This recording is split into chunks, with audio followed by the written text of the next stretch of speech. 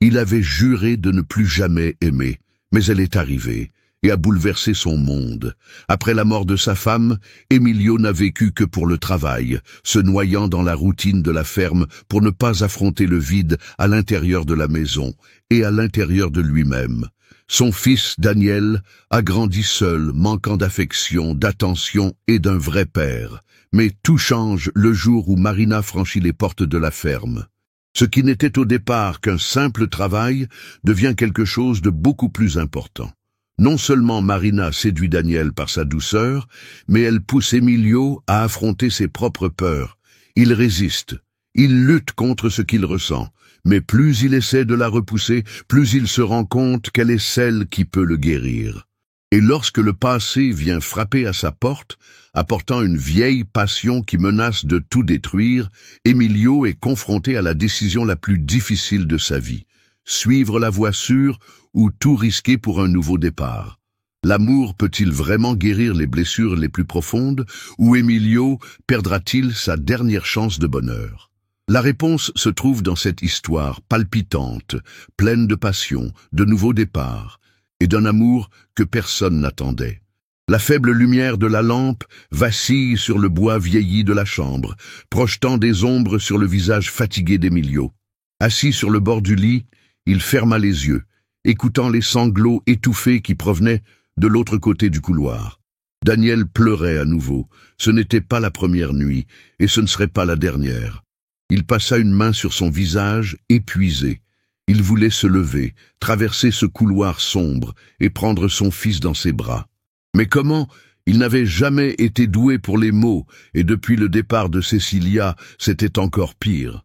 Charlie, son ami de longue date, le lui avait déjà dit. « Ce garçon a besoin de toi, Emilio.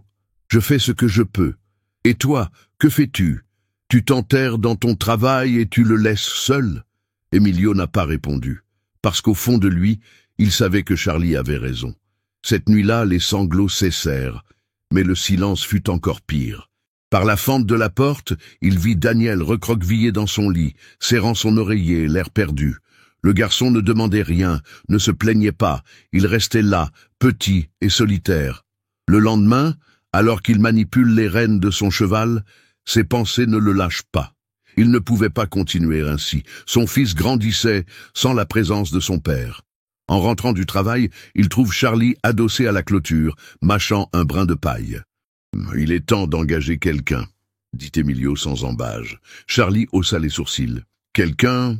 Une babysitter, quelqu'un pour s'occuper de Daniel. Son ami laissa échapper un petit rire. « Je pensais que tu n'admettrais jamais que tu avais besoin d'aide. Il ne s'agit pas de moi, répondit-il durement. Il s'agit de Daniel. » Charlie n'insista pas. Il savait que derrière ce masque de dureté se cachait un homme brisé qui essayait de recoller les morceaux. En fin d'après-midi, Emilio était assis à la table de la cuisine, fixant une annonce inachevée qu'il avait rédigée. Ses mains calleuses tiennent le stylo avec hésitation. « Je cherche une personne responsable pour s'occuper d'un garçon de 7 ans. Je travaille à la ferme. » Il passa une main dans ses cheveux ébouriffés, frustré. Comment décrire le besoin de quelqu'un pour redonner vie à la maison, pour combler les lacunes qu'il ne savait pas combler? Finalement, il soupire et écrit « Vous avez besoin de quelqu'un de patient. » Quelqu'un qui sait raconter des histoires à l'heure du coucher.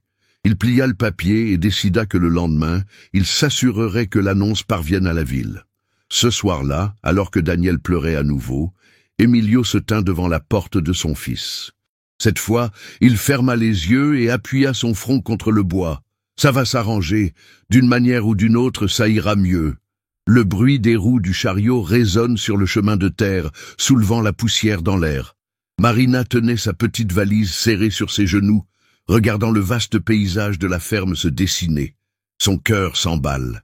Ce n'était pas la première fois qu'elle travaillait comme nounou, mais quelque chose dans cette ferme, dans cet homme qui avait accepté de l'embaucher sans même l'avoir rencontré en personne, semblait différent. Lorsque la charrette s'arrêta devant la grande maison, elle descendit et redressa sa robe simple, prenant une profonde inspiration avant de se retourner.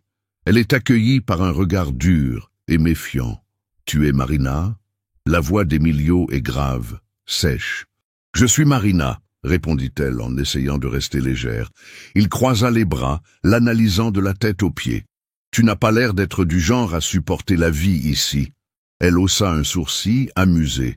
Et tu n'as pas l'air d'être du genre à lui donner une chance avant de la juger. Charlie, qui observait la scène de loin, laissa échapper un rire étouffé.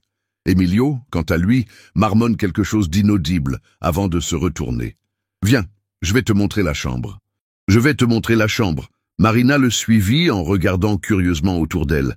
La maison était grande mais sans vie. Les meubles lourds en bois sombre, les rideaux épais qui bloquaient la lumière. Tout semblait être à l'image du propriétaire de la maison.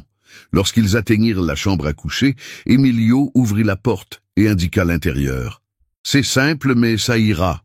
Je l'aime bien. » Marina sourit en posant sa valise sur le lit. « Le dîner est à 7 heures. Ne sois pas en retard. » Sans attendre de réponse, elle se retourna et partit. Marina laissa échapper le souffle qu'elle ne s'était pas rendu compte qu'elle retenait. La patronne serait un défi. Plus tard, lorsqu'elle descendit à la cuisine, elle trouva Daniel assis à la table, piquant sans enthousiasme dans son assiette. Le garçon leva les yeux et la regarda avec curiosité. « Vous êtes la nouvelle nounou ?»« Oui, et vous devez être Daniel. » Elle s'assit à côté de lui. « Peux-tu raconter des histoires pour s'endormir ?» Marina sourit. « J'en connais beaucoup. Et toi, tu aimes les aventures ?»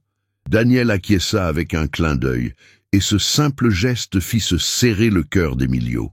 Il observa la scène depuis le pas de la porte, se sentant comme un étranger dans sa propre maison. Après le dîner, Marina monta avec Daniel pour l'aider à se préparer à aller se coucher. Quand Emilio passa dans le couloir plus tard, il entendit sa voix raconter une histoire animée, suivie du rire doux de son fils. Cela faisait des années que la maison n'avait pas entendu de rire avant l'heure du coucher.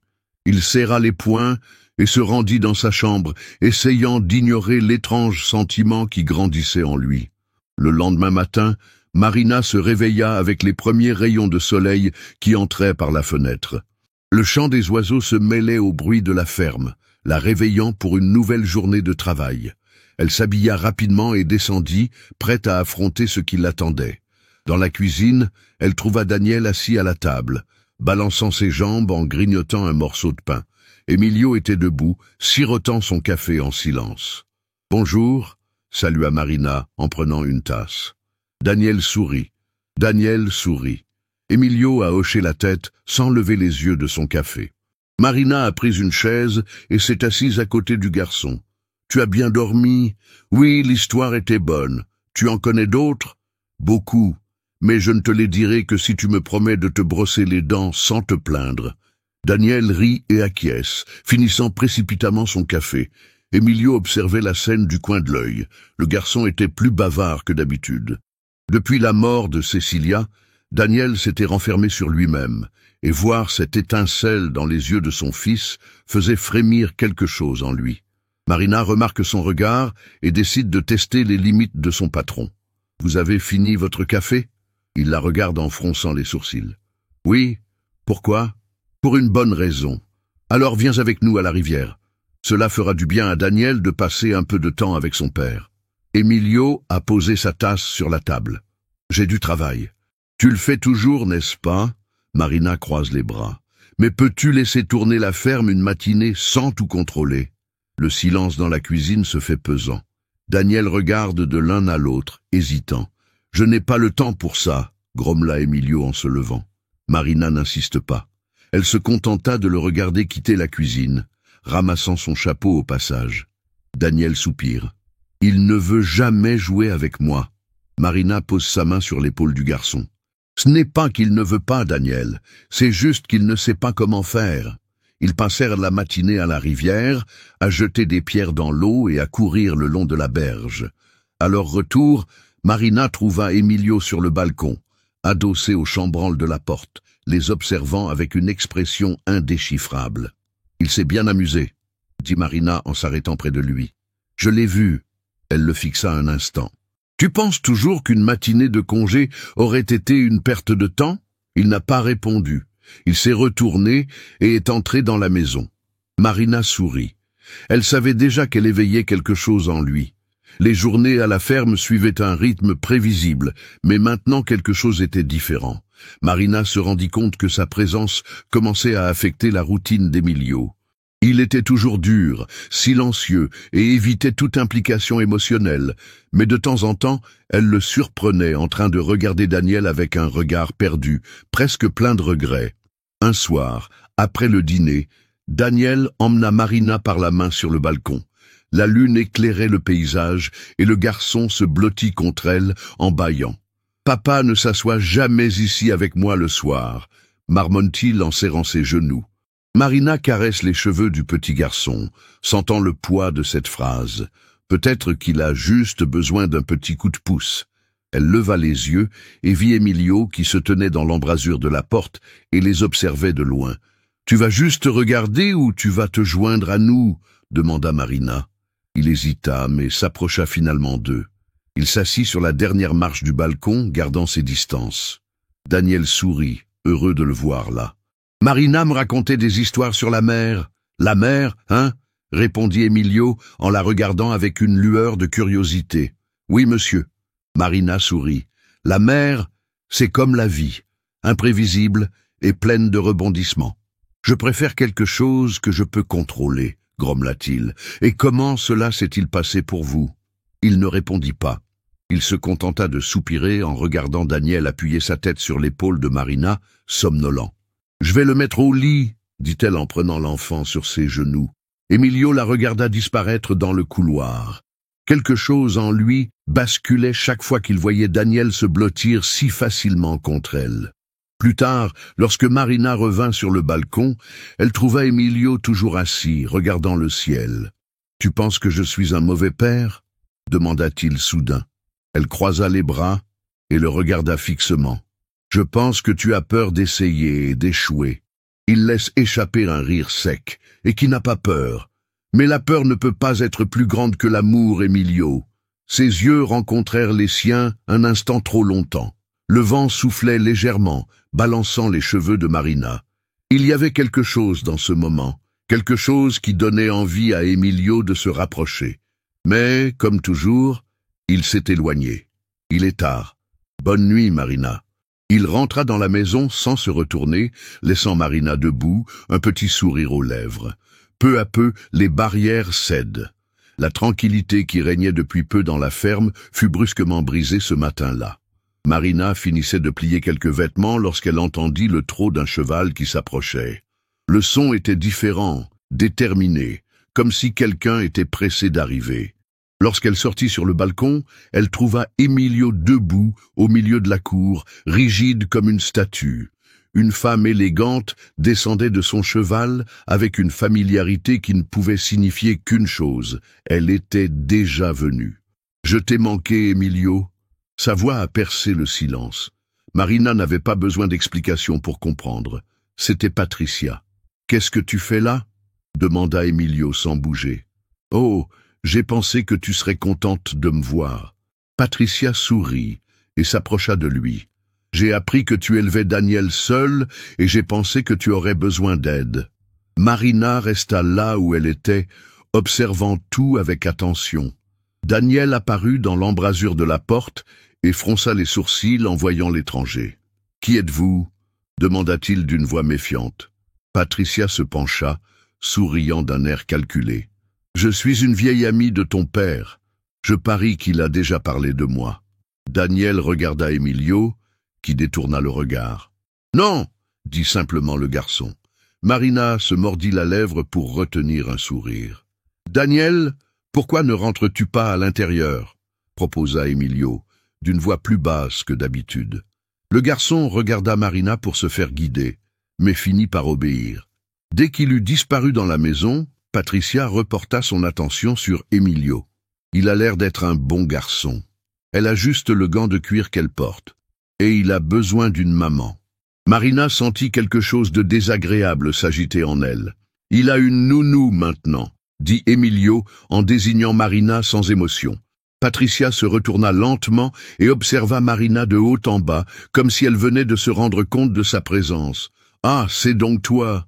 Le ton condescendant ne passe pas inaperçu. « Oui, c'est bien toi. Marina croise les bras. Et toi? Patricia hausse un sourcil, surprise par la réponse. Je suis quelqu'un qui connaît Emilio depuis longtemps. Et contrairement à toi, je fais partie de son passé. Marina sent la provocation, mais décide de ne pas mordre à l'hameçon. Si vous voulez bien m'excuser, j'ai du travail. Elle tourna les talons et rentra dans la maison, sans donner à Patricia le goût d'une réponse. Mais à l'intérieur, sa poitrine était lourde. Plus tard, alors qu'elle lavait du linge dans l'évier, Charlie s'approcha d'elle. « Alors, l'ancienne flamme du patron est de retour, hein? On dirait bien. » Charlie soupire. « Et toi? Tu vas la laisser prendre ta place ?» Marina serra le tissu humide entre ses doigts. Peut-être que cette place n'a jamais été la mienne. Dans la maison, Emilio regarda par la fenêtre, observant Marina au loin. Il sentait que quelque chose allait changer. Marina sentait le poids de la présence de Patricia dans la ferme. Depuis son arrivée, tout semblait différent. Emilio était plus silencieux que d'habitude, et Daniel, d'abord méfiant, regardait maintenant avec curiosité la nouvelle visiteuse. Un matin, Marina emmenait Daniel nourrir les chevaux lorsqu'elle entendit des voix sur le balcon. « Nous pouvons réessayer, Emilio », dit Patricia, avec la douceur de quelqu'un qui sait qu'elle a encore de l'influence sur lui. Marina s'arrêta au milieu de la route, ne voulant pas écouter, mais ne pouvant pas l'ignorer. « Le passé est derrière nous, Patricia, » répondit Emilio, mais sa voix manquait de fermeté. « Vraiment ?» dit-elle en le taquinant. « Parce qu'il semble que tu n'aies toujours rien trouvé pour remplacer ce que nous avions. » Son silence l'incita à poursuivre. « Écoute, je sais que les choses ne se sont pas bien terminées, mais j'ai changé. Et tu as un fils maintenant. Il a besoin d'une maman. Il a déjà quelqu'un qui s'occupe de lui, » dit Emilio, et Marina sentit son cœur s'emballer. « Une nounou, Emilio, c'est temporaire. Tu crois vraiment que cette fille va rester ici pour toujours ?» La douleur a traversé Marina comme un coup de poing. Plus tard, elle était dans la grange, en train de ranger quelques outils, quand Emilio est apparu à la porte. « Tu vas bien? Tu as été absente toute la journée ?» Elle continua à travailler sans le regarder. « J'ai des choses à faire. » Il s'approcha, en croisant les bras. « S'il s'agit de Patricia, tu n'as pas à te justifier. » Elle se tourne vers lui. « Je ne suis rien pour toi, Emilio. » Il ferme les yeux mal à l'aise avec ces mots. « Ne parle pas comme si tu n'étais pas concerné. » Marina laisse échapper un rire sec. « C'est le cas parce que, d'après ce que j'ai entendu, je ne suis que temporaire. » Le regard d'Emilio se durcit. « Tu as écouté notre conversation ? » Je ne l'ai pas fait exprès, mais ce n'était pas un secret non plus. Le silence s'installe entre eux. Emilio se frotte la nuque, l'air fatigué. « Je ne sais pas quoi faire. » Marina se mordit la lèvre, retenant l'envie de dire quelque chose qu'elle pourrait regretter plus tard. « Alors choisis vite, Emilio, parce que je ne vais pas rester ici éternellement. » Elle passa devant lui et sortit de la grange sans se retourner. Plus tard dans la soirée, Emilio observa la maison par la fenêtre. Patricia était dans le salon, bavardant avec Daniel, tandis que Marina terminait la vaisselle, sérieuse et distante. Il fallait faire un choix, et vite. La maison était différente ce soir-là. Le silence, autrefois confortable pour Emilio, lui paraissait maintenant insupportable. Il se lève de table après le dîner et aperçoit Patricia qui discute avec Daniel. Le garçon, lui, semblait mal à l'aise et répondait par des phrases courtes.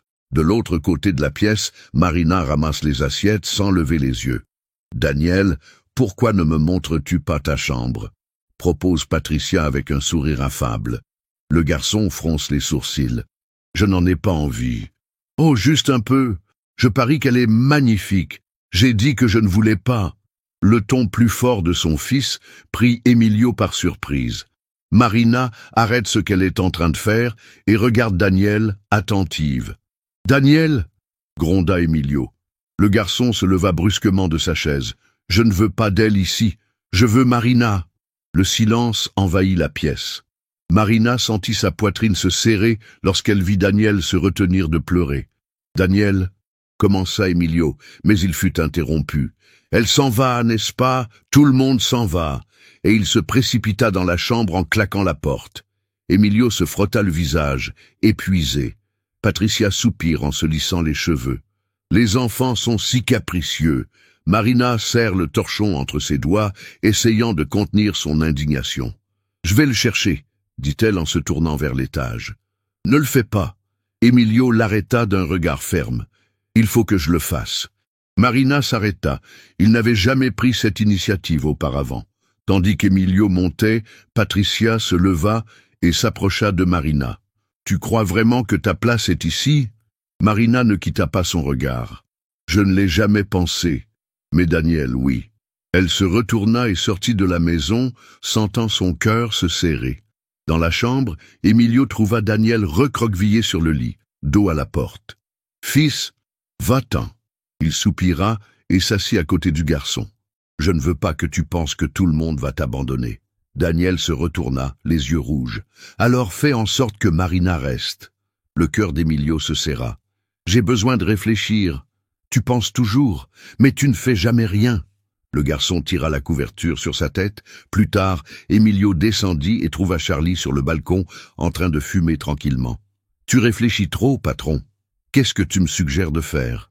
Charlie tira une bouffée et sourit. « Cours avant qu'il ne soit trop tard. » Emilio n'a pas réfléchi. Il a franchi la porte sans se retourner.